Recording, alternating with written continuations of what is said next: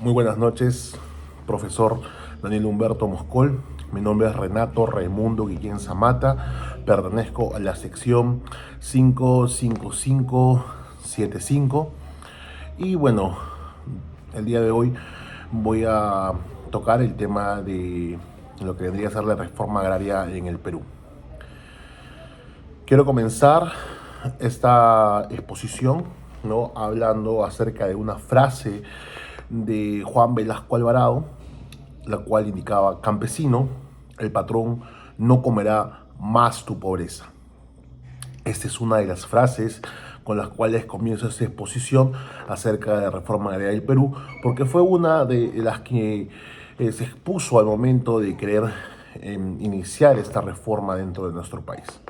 Hubo otras que también resaltaron bastante, ¿no? Como la tierra es de quien la trabaja. En este caso era un eslogan del gobierno peruano, ¿no?, para poder realizar esta reforma. Ahora, ¿qué es la reforma agraria en el Perú? Esta reforma agraria se implementa durante el gobierno de Juan Velasco Alvarado en la década de 1970 y ha sido un tema muy controvertido, debatido en la historia del país.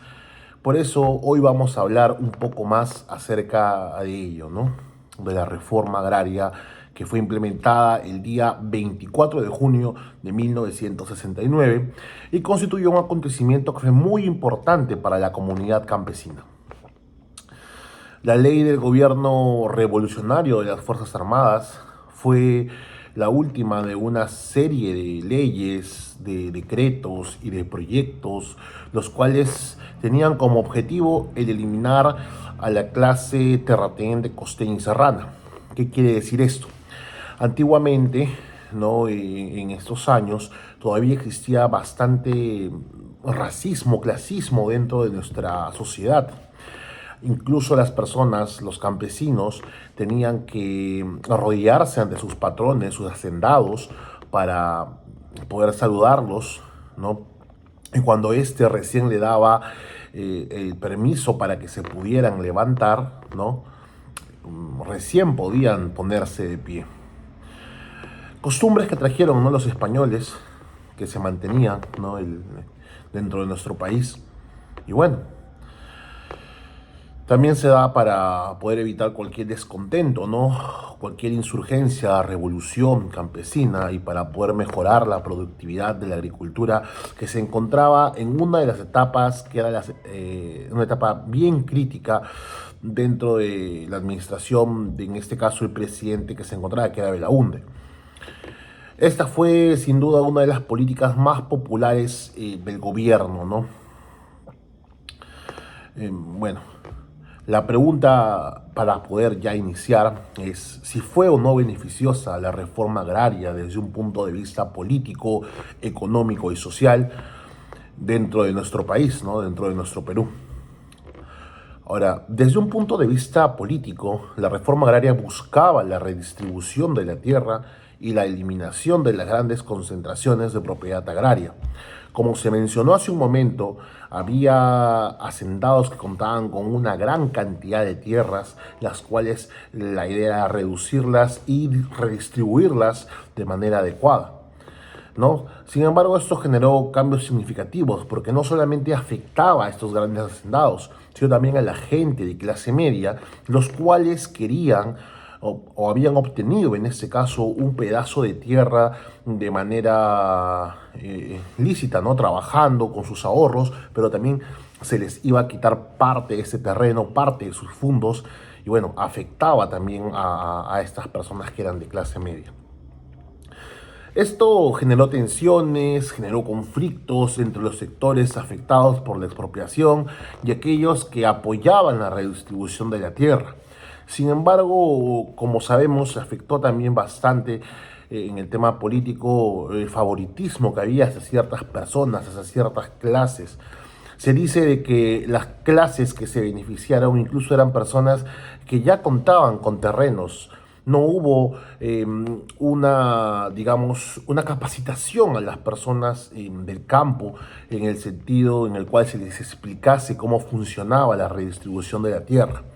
Entonces se podría concluir que en términos políticos la reforma agraria buscaba, ¿no?, redistribuir las tierras de los grandes fundos a los campesinos, a las comunidades indígenas, con el objetivo de eliminar la concentración de la propiedad rural.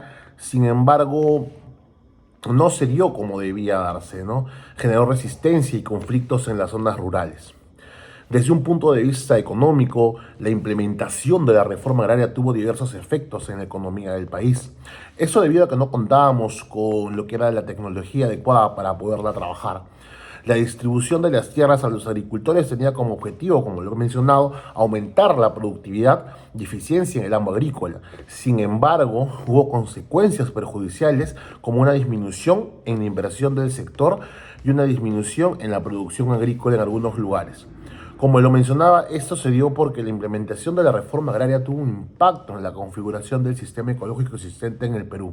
Se alteraba la propiedad de la tierra y la distribución de la riqueza.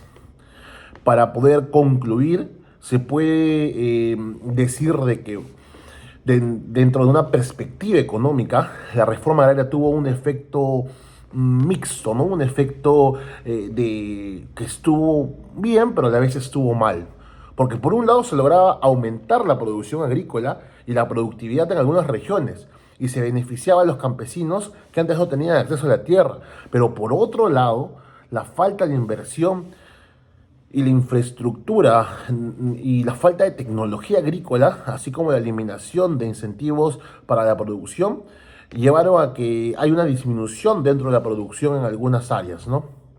Ahora, desde un punto de vista social, considero que el propósito de la reforma agraria era mejorar las condiciones de la vida de los agricultores, ¿no?, y disminuir las disparidades que había en la sociedad rural.